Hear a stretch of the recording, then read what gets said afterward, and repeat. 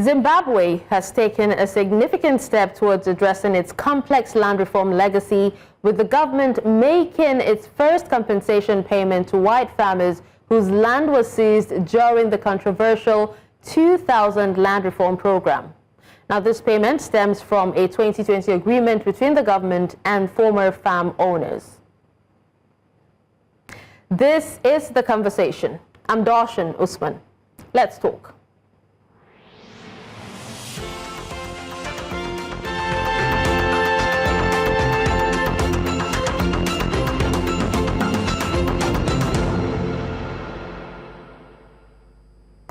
Now, Zimbabwe is beginning to compensate white farmers whose land was seized during its controversial land reform programs in the early 2000s. The government plans to pay for the infrastructure and improvements made on the farms, not the land itself. To manage this process, Zimbabwe is using a mix of direct payments and US dollar bonds, aiming to restore trust, repair international relations, and boost investor confidence. So far, payments have begun, including a payout of 58 million rand to some of the affected farmers. Now, the use of bonds allows the government to stagger payments over time, making it financially manageable. But these efforts mark a significant shift in Zimbabwe's approach to land reform, balancing its past policies with a more pragmatic, reconciliatory path forward. Today, to speak more on this, I'm joined by Nozipho Moyo, Executive Director, Africa Kiburi in Washington, D.C., and also Dr. David Matsanga, his African Affairs Analyst in Dar es Salaam, Tanzania. Thank you so much, gentlemen and lady, for joining us at this time. Thank you. All right, so let me start with you, Nozipho. Can you go ahead and share your thoughts on, the payment of such an amount of money to white farmers, because the reported payout of 58 million rands to these displaced farmers is quite striking. So tell us, what do you think that this figure reveals about the government's commitment to rectify the outcomes of its land reform policies? Okay, firstly, I think we need to take note that this Land Compensation Act came in 2020 after the current sitting president, Mr. Emmerson Mnangagwa, came into power.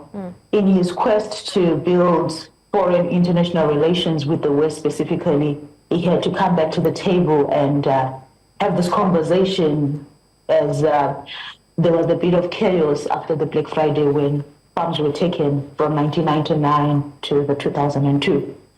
So citizens are in an era where they are trying to deal with the issues of debts, quality of life, the melting economy, and we have a government who's here to try and impress the West to get on their good side. So this is the general feeling that's happening, to say we understand their colonial injustices when the farmers came in. So in as much as the issue is the government is not paying for the land that was taken back, they are paying for the infrastructure that the white farmers had invested. The conversation in Zimbabwe with citizens now is, where does that leave the citizens? And the question is, why is the government coming in doing that now when the West have also committed other atrocities? So yesterday's payment has left many mixed emotions and thought processes amongst the citizens and the general business corporate world. Thank you. You've actually touched on, a few factors and challenges, but then we'll definitely discuss more on that as the show progresses. Dr. Matsanga, let's hear your side. What are your thoughts on this, especially, what the government is doing to rectify the outcomes of its land reform policies? Thank you very much, listeners and those watching us across the world. From 1998, I was one of the few people who rejected Tony Blair's isolation of Zimbabwe. Therefore, I have a good history of where problems started from, and I have been on the same side. I've never changed, I've never waffled, and I'm here. On the question of land, the government of Zimbabwe is compensating for assets that were fine property rights, not land. And let's get this very clear. There were people who had infrastructure, things on the land, like infrastructure, pipes, tanks, houses, but not the land. That is one point. Before coming to the studio, I spoke to close government officials, and there is no land being compensated.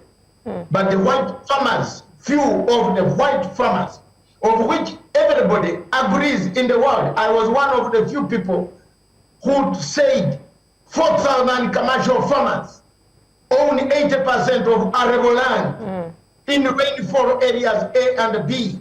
That was not justice at all. That was a very big injustice against the 14 million by then black Zimbabweans.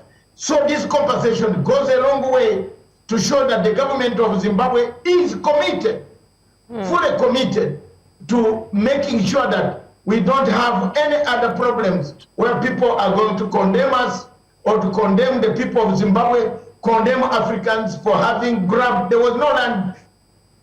Okay, Dr. Matsanga. Now, but by compensating for, the improvements on farms rather than the land itself, if you can hear me, Dr. Matsanga, the government seems to actually draw a fine line between asset value and also historical loss. Now, is it possible for it to unintentionally create a loophole for undervaluing genuine historical loss? When you talk about historical loss, the people have lost. We did lose. Many Africans lost land because these guys came with a Bible. While we are closing our eyes and the Quran, they took land. But when you look at the current situation, the people of Zimbabwe have managed to get their land back, which is a God-given asset. Now we don't want anybody to complain in the world. And that's what President Emerson Mnangagwa is doing.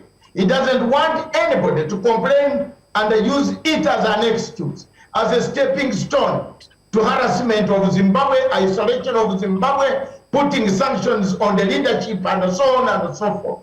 So it is better to dispense it off. It is painful. Some of us did not like it. I personally, in my heart, I would not have paid. But here is an international system that now uses all types of small excuses to isolate Zimbabwe. So the payment is in line with the government policy of making sure that the land issue is done once for all. All right, now let's hear what Nozipho has to say on this. Now, if we consider that the land or the payouts address only improvements on these forms, what does this imply about the true value of the land that was lost during the 2000s? To be honest, there can never be a solid figure or value towards it, because remember, they wanted to use the market values and they moved to the trends and all. So it's a bit chaotic to say how are we coming up to that figure. It's very subjective. But I think objectively, the question is, why is the government even committed to say we're redressing this?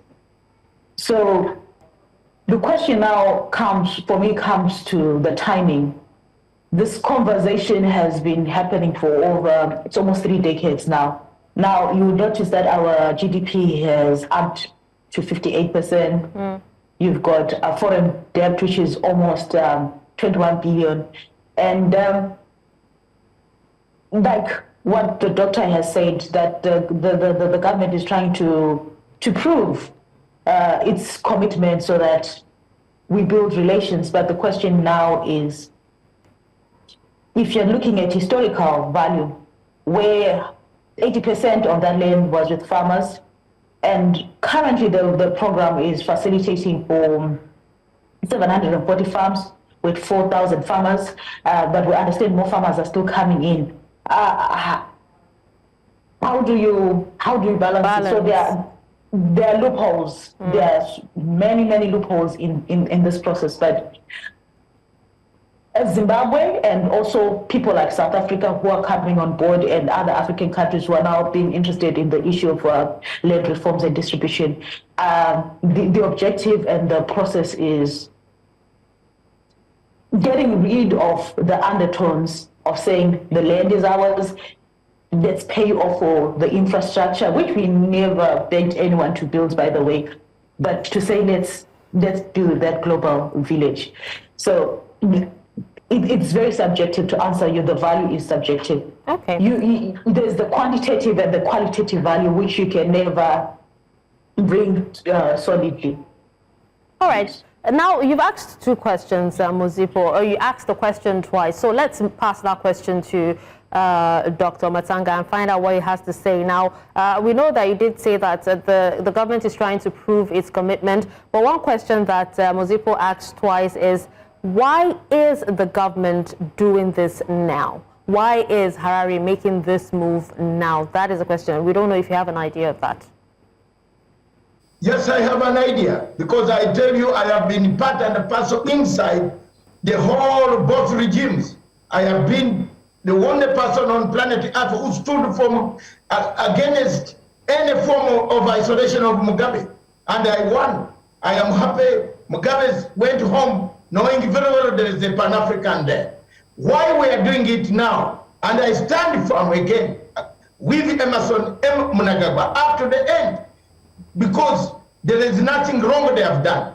If you look at the current international dynamics, you can see that Trump is using a land issue on the people of South Africa. So we don't want to, one, internationally, globally, what my dear sister from Washington should know, we don't want to be caught up in the mess of Trump, of saying we never compensated white farmers. We are compensating, and we have a program. Therefore, there's nothing to talk about Zimbabwe again. Two, it is the same obligation that the government of Zimbabwe upholds the rule of law and the international rule of law. The international law says compensate. They are not compensating. There comes a time, my sister Moyo, that a country is bigger than individuals. We have suffered. The injustices were there. These guys grabbed our land. They came in, settled, took it by force. But there's a time when you must put a country first. And that is why President Emerson Mnangagwa has put the country first. Let's sort them out so that they don't have anything else that they can come back and say, well, we want this, we want this. Look at what they are doing to South Africa. If you don't do it, they will come and say, Trump doesn't even know where River Orange is. He doesn't know where the Free Orange State is. If you ask Trump without being told, he doesn't know. But he's putting sanctions on South Africa. So why do we want to go to these murky waters or people who are ignorant, who don't know what Africa looks like? Pay them, let's stay, let's steal our land. You people yourselves in Zimbabwe, organize yourself and become big, good farmers. You will one day rise and shine again. Okay, so let's quickly touch on, how these monies are going to be paid. Many say that the issuance of $100 million in bonds, is just a fraction of what is owed, and some are asking if it's symbolic or a genuine reckoning. But then some analysts have actually suggested also that the reliance on dollar bonds could further strain Zimbabwe's already fragile economy. Is this a possibility, Nozipho? Of course, definitely. Definitely, it can strain. The reason why I brought up the question to say why now, you notice since Emerson Mnangagwa came in, he's coming in to build a legacy, picking up from what Mugabe left. And Mugabe is known for the Tony Blair, you keep your England, I keep my Zimbabwe. He got the notion to move on the land reforms. And Mnangagwa is coming in to redress the concerns of the West, the white. And as what Doctor is saying, we want to silence Donald Trump. At the same time, we need to understand the global landscape where even the BRICS are coming in to discard the US dollar. This is an era where global politics is showing that the world is bigger than Donald Trump himself. And it's very interesting how we seem to seek validation and credibility as Africans to prove our worth so that we fit into that global landscape. And this is where we are, at the expense of not meeting the needs of the citizens that put you in. So this is the issue where Emmerson Mnangagwa is more than prepared to prove for that validation and credibility. And you can see that after Trump put his tariffs. Our president is a bootlicker. Yeah. Our president is trying to build relations, but he's not trying more back home. So you're saying it's mostly about international rebranding and not basically about... It's about his legacy. It's about his legacy, international rebranding. And as the doctor saying, we don't want people to say Zimbabwe because Zimbabwe is being used as an example of bad reform. And that is why it's a hot topic in South Africa, because South Africans will tell you we don't want to be Zimbabwe because sanctions are real. Everything went down south. And specifically when the West had to prove a point that you don't do anything that we don't support. So this is really appeasing the West. And that's the question to say, we're talking about colonial injustices and we're compensating for it.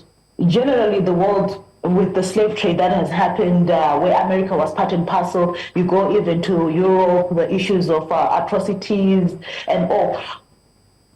Have they made those immediate steps to bring those historical injustices and inequalities to be addressed? So that's when you see it's a bootlicking thing, because if it was genuine, relationships are two-way streets.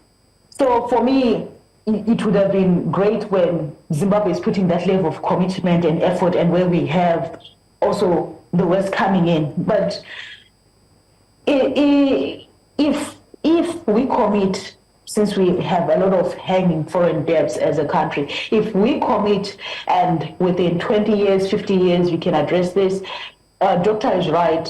When it comes to issues of legacy, you won't be having anyone who will be pointing a finger on you. But trust me, by then, we would have moved on as the global politics, the landscape is changing. Okay. Now, Dr. Matsanga, she said President Mnangagwa is a bootlicker, and that, it is more for him about rebranding internationally than actually, economic repair. Now, if you can briefly tell us how you feel that these bonds would actually affect local currency stability, particularly when it is contrasted, with the dollar, that's with the quoted use of the US dollar. First of all, I am happy that I have got another person who is going to read my book, How Britain Erred on Zimbabwe.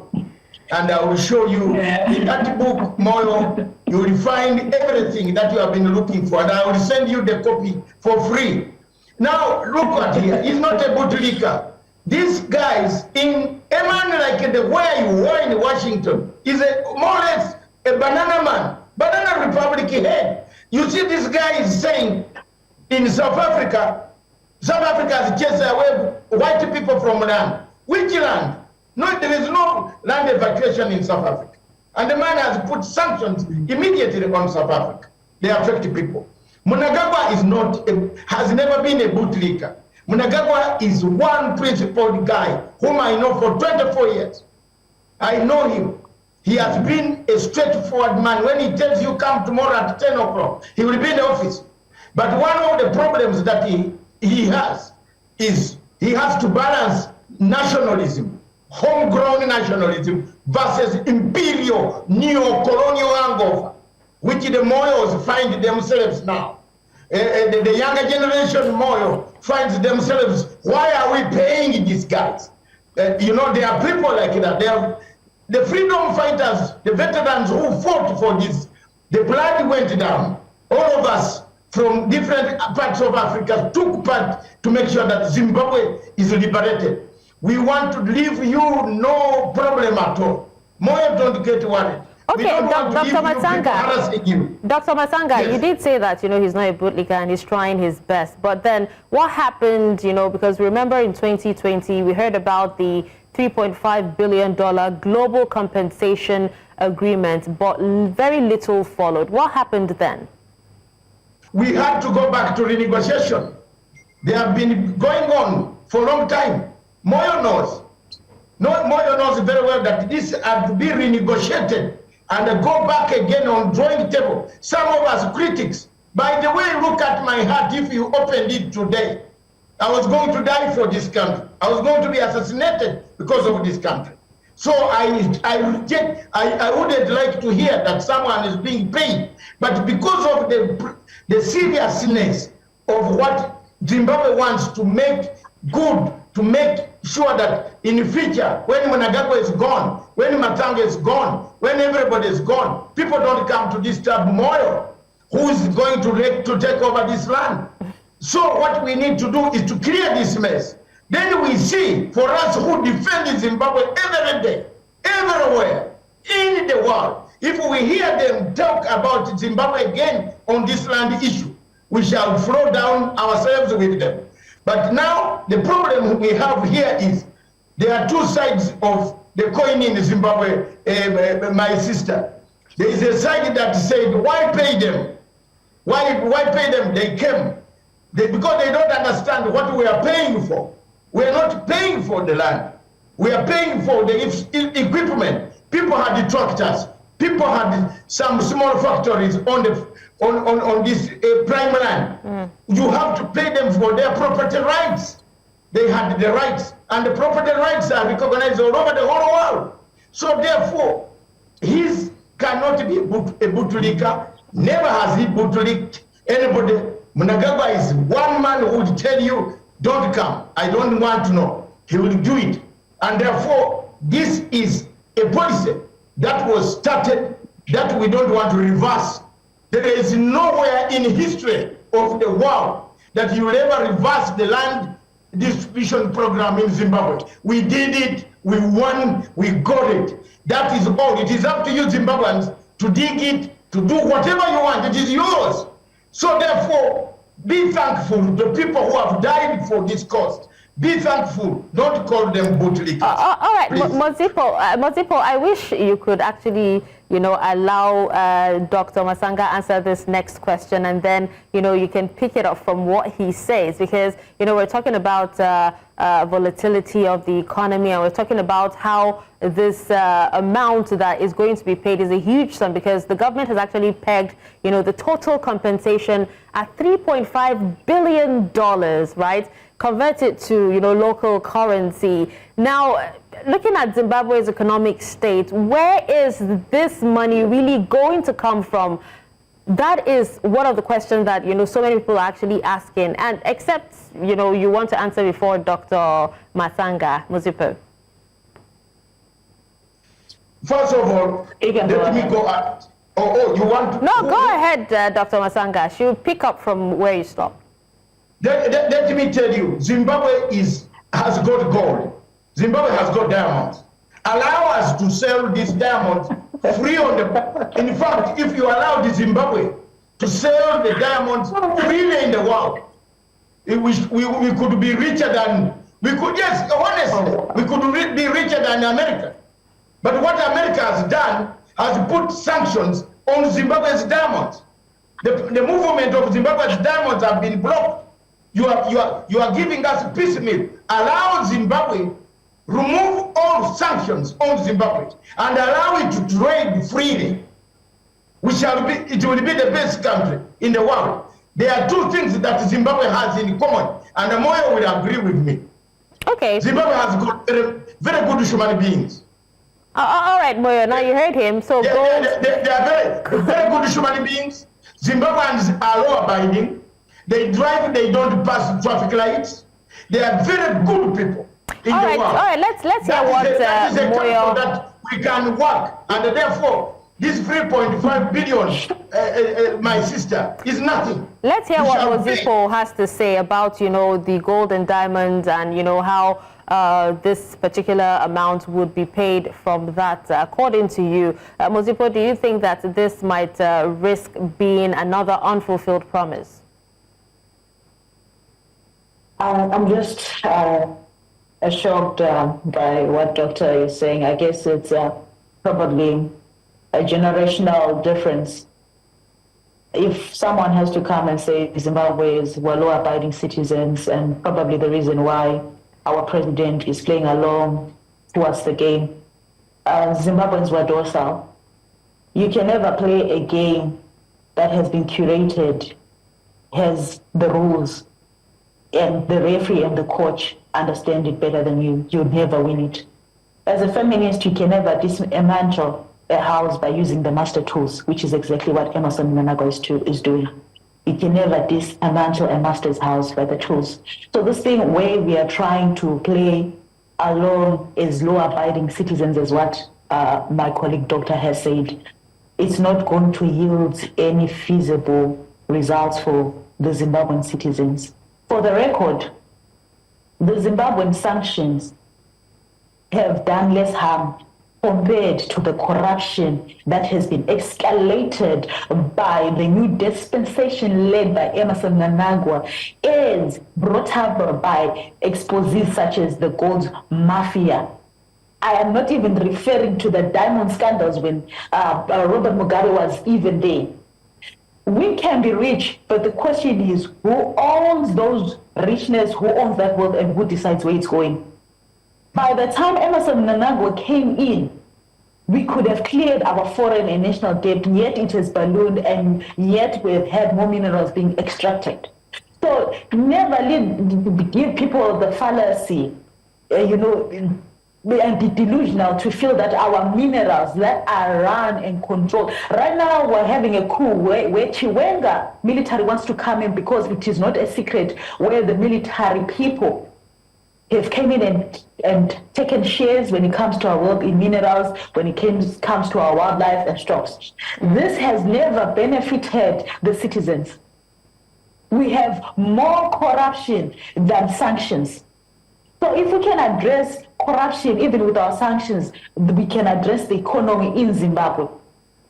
And when we talk about, Doc is talking about, this is how it is world over. Slavery was once illegal. The fact that we talk about property rights and property rights which have been stated by the West, the same perpetrators, how genuine are they when it comes to readdressing them?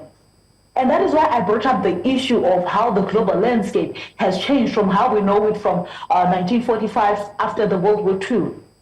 How the same America Trump is jumping ship from the systems they created in the UN, and they're now deciding to choose where they've came out of human rights because they don't believe in that.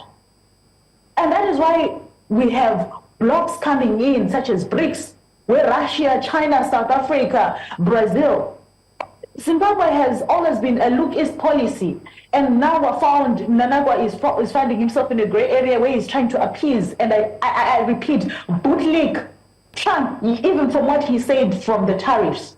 So there's no sincerity. People are not being genuine. Our government, our president is not being genuine. And I repeat, you can play the game, but you can never be better than the person who designed the game. And that is what we're doing, where we're saying, globally, property rights. Well, honestly, what property rights would Britain tell us when they are perpetrators? Mozipho, you have both talked about, sanctions, right? Now, so many people seem to think that this is coming at a time, what's his name? Dr. Matsanga talked about removing these sanctions. But so many people seem to think that, this comes at a time when Zimbabwe is seeking to rejoin the Commonwealth. So do you think that there is a strategic link between this compensation and the broader diplomatic goals as well? The strategy is to be put on the table. Yes, the strategy is to bootleg and to be put on the table. What has hurt Zimbabwe has not been sanctions. Ian Smith had sanctions, but when Ian Smith, before we took independence, having those sanctions, Zimbabwe had a strong economy, which was equivalent to the British pound, not even the US dollar, not even the US dollar during sanctions. The issue is not sanctions. Sanctions is a smoke screen that our leaders are using to justify their failure as they're stealing, as they're corruptly taking the resources, and it's benefiting the elite black majority, which are the people who went and fought for this country, the war vets, the military, because that is what they're wanting. It has nothing linked to the future of young people coming in, because if it was, explain to me why the children and our grandchildren will be having this national debt. All right, so let's the issue of sanctions is a fallacy. What has hurt Zimbabwe is corruption within, not sanctions. Okay. Sanctions come in terms of global relationships, but that is not what has hurt the Zimbabwean. And we know countries that have survived with sanctions. No, so let's get that clear. Let's be clear where the primary problem is. All right, we're about to take a break now, Nozipho, but let's quickly hear from Dr. Matsanga. Quickly, sir, before we go on that break, please. Yes, let me tell you, my young sister there, I think we are going to argue this until the cows come back home. First, Zimbabwe was under sanctions, put under sanctions. It was one of the best economies in Africa. I opposed the sanctions. I stood in Tony Blair in Brighton and I said to Tony Blair, among 20,000 delegates, I said, you have erred. Now, when you said sanctions have not hurt Zimbabwe, you must be either you entered the school compound and you did not go to the classroom. Because sanctions have, if the country does not have Moyo, if the country does not have money lent from banks, World Bank, IMF, you block the country from trading with anyone. Where will they get is that not sanctions? Can't it hurt the people? You tell people no traveling, no minister should come, no medicine, no malaria tablets, no, this should not be bought. If you hear anybody buying anything on behalf of Zimbabwe, that's a crime. Is that not sanctions? Don't they hurt people? Now, my dear sister, Emmerson Mnangagwa is your leader. You are right to put him to account if there is a mistake he has made. But to blanket and call him a bootlicker, that's not very good. All right, Dr. Matsanga. He doesn't bootlick. So we actually have to go on that break now, Dr. Matsanga. We'll continue this discussion when we come back. Thank you. Thank you.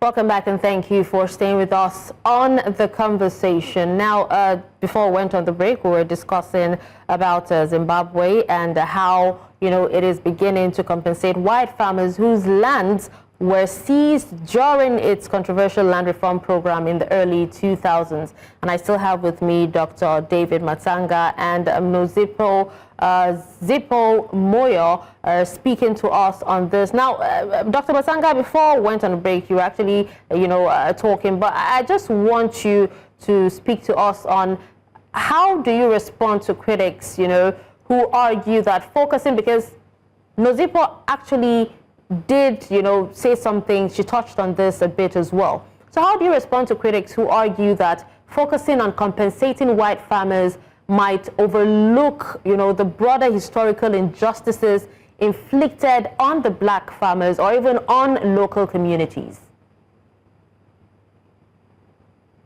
An essay, as a man who went in the classroom and the school both, I would say Zimbabweans have a right to criticize and to say, why are you facing compensating this when we are not all right? But there is this obligation, which is bigger. The biggest thing is to do away with anything that can bring problems on land issue in Zimbabwe. That's point number one.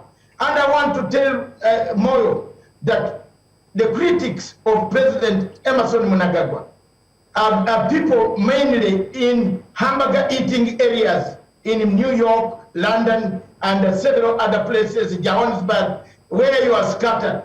But things on the ground in Zimbabwe, I've been there. I've seen roads are being constructed. Buildings are coming up. Yes, there are some few difficulties within Zimbabwe, potholes, the city, which is being mismanaged by opposition councillors who mismanage these cities because they want to make the government look bad. It is all over everywhere. What has happened in Zimbabwe is, out of these sanctions, after being put on Zimbabwe, their economy went down.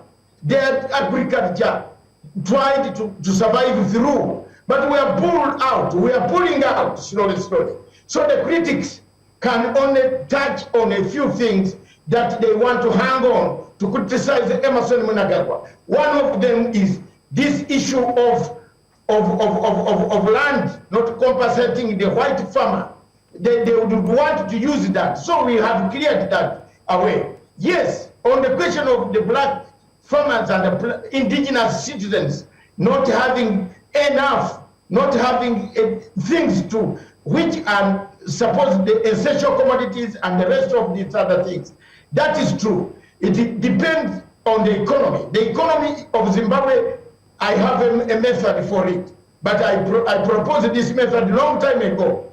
Zimbabwe's economy needs a command economy, a command structure that we, in 1980, when we came to power after removing Idi Amin, we used what we call a command economy. When we fought all the way from Tanzania to overthrow the dictator, we used the command economy. Let the government go and buy essential goods using their own money. Come and put distribution centers, fill the shops, put the prices, allow people who export and restrict them on export licenses. People are banking most of the money outside. You are not having any money coming back. The white farmers used to bank all the money outside, and the money was not coming back. Why do you allow the same method to go? Change that rule. And if I were to advise the Minister of Finance, who should be talking to experts, not only to do things as if he knows everything, you should change that rule, that when you take our money, you take our flowers. You are taking Zimbabwe flowers. You are not taking your flowers. When you take and bank the money there, come with the medicine, come with textbooks, come with hospital equipment, bring it back and sell it to the government, or put it back and sell it at your rate. If you see the market is flooded, that's what we did in 1980. Okay. And we managed to bring back goods after Idi Amin. So for me, if I were to run that economy, I would run it within 6 to 10 months. It would change because we are not doing the right thing. The local people tend to be having a problem. They have no goods, they have no salt, they have no things that are so expensive. It is true, and that is the balance. But on the overall thing, the government, President Mnangagwa has tried. You can see some serious infrastructure going up. You can see roads being repaired. Okay. You can see buildings coming up. So is that not a government where somebody has worked? All right. I'm now going back to where my this one, the flag, because my sister had a flag behind. All right, so let's still hear from Nozipho on this, because she did talk about how Zimbabwe can reconcile this compensation with, the ongoing exclusion, especially economically, of the black smallholder farmers who inherited this land but never received state support. Now, Nozipho, do you believe that this compensation process could reignite tensions or even claims among former landowners who may now seek restitution or even repossession? Come again, sorry. Hello, can you hear me, Nozipho? Yes, I didn't get your question. All right, so I was asking if you believe that this compensation process could reignite tensions or even claims among former landowners who may now want to seek restitution or even repossession of their lands.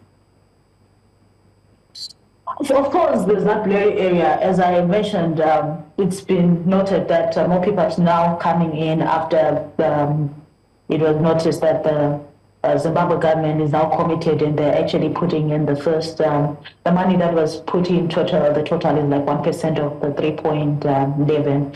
So these are just part of the loopholes that the system would bring, and it's most likely to happen. It's expected to happen. It's just an issue where the process now, the system, they have to safeguard the loopholes, but that is inevitable, yes. Oh, okay.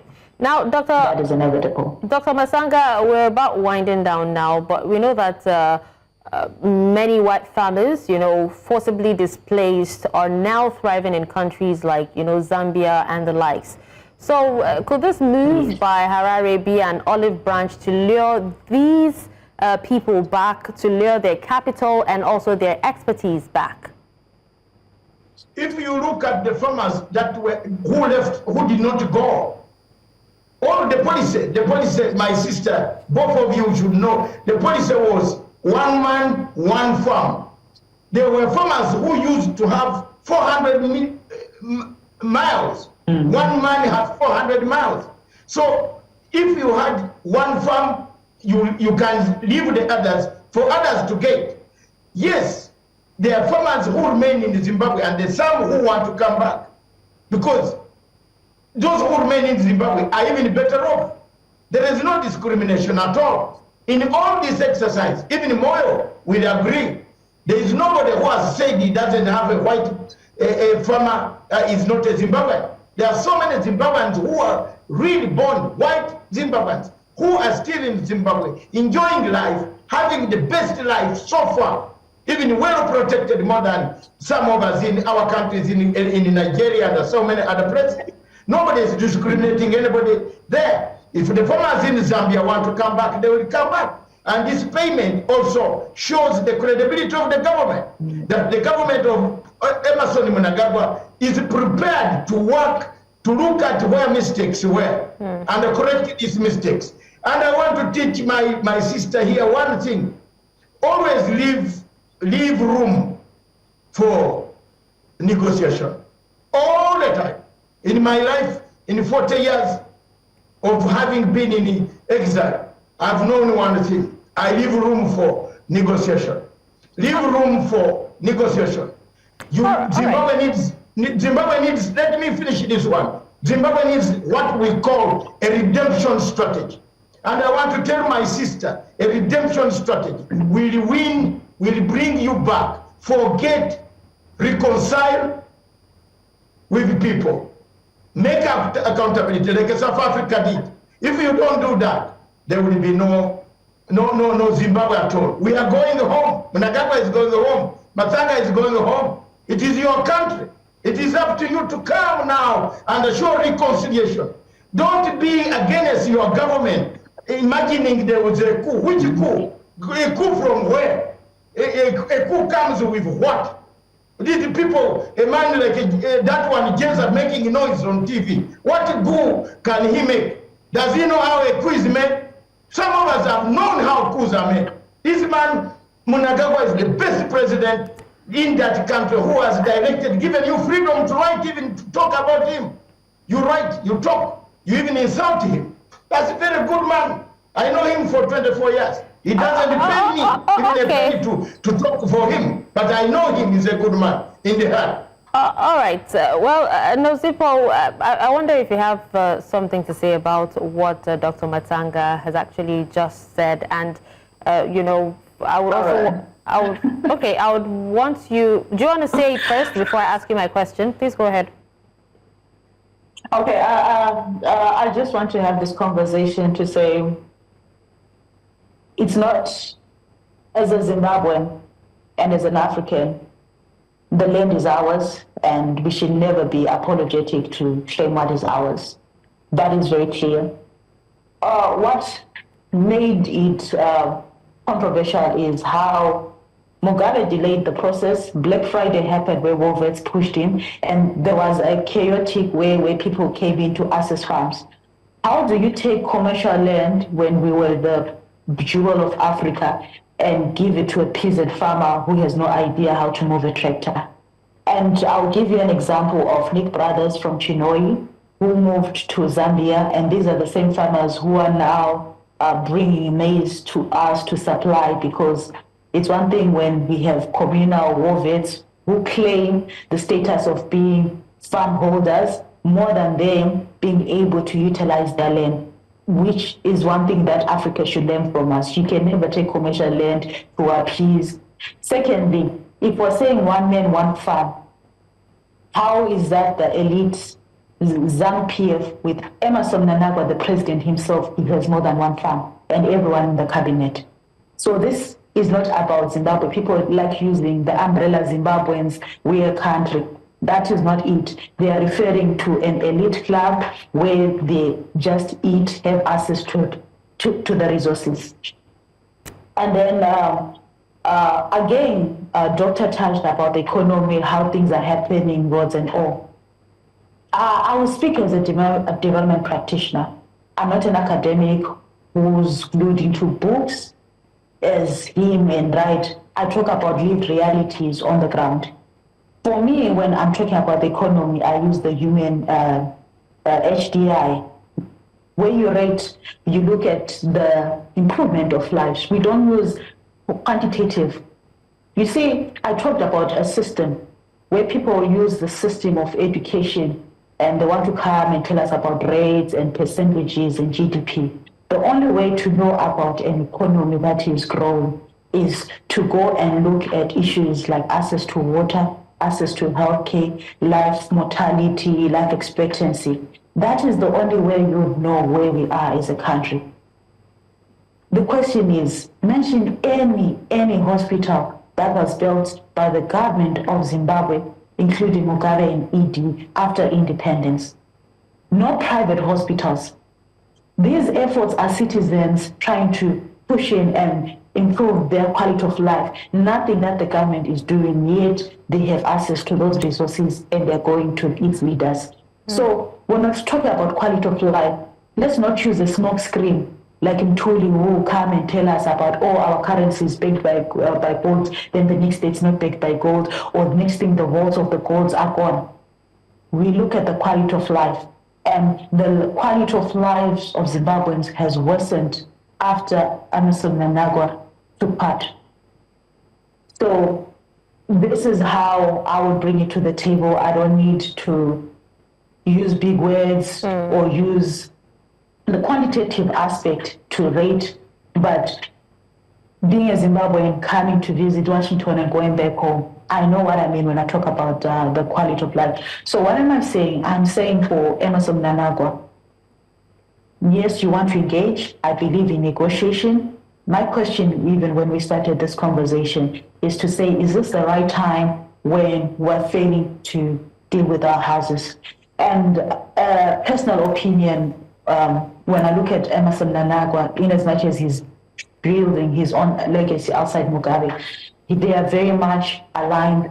They're very much from the same fabric. For me, Emmerson Mnangagwa and the late President Robert Mugabe, to me, they behave like a typical abusive husband who would beat up the wife, starve the kids, but want to go to work and be deemed as the good boss because they're building credibility, brand, and all. So as a Zimbabwean, as a child, what do I have to say with such a father who has no interest or has proved lack of empathy in improving my well-being? Okay. So these are the realities on the ground, not the smoke screens that are happening. Don't tell me about the GDPs, don't tell me about the ZIG, the rates, and all. That someone manipulates, someone created that system. The economy is a system. Tell me about how I'm living, and that is how I would tell you how the economy is in Zimbabwe. Things have gone from bad to worse. We're in the gutters. Well said, Nozipho. We've spoken from a personal point of view. Now we're wrapping up. Let's have your final words, Dr. Matsanga. Moyo, I think we shall have a better engagement and continue to engage you all the time until you realize that East or West home is best. I do understand difficulties of Africa. Not every African country is the same as Washington, D.C. or London, where I live or where I've lived.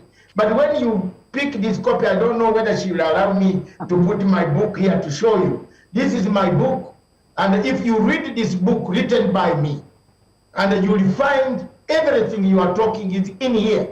The injustices committed by 4,000 commercial farmers cannot be equated to what the Mugabe has done. Mugabe has, you see, 4,000 commercial farmers took land, 14 million blacks were living on rocks with animals.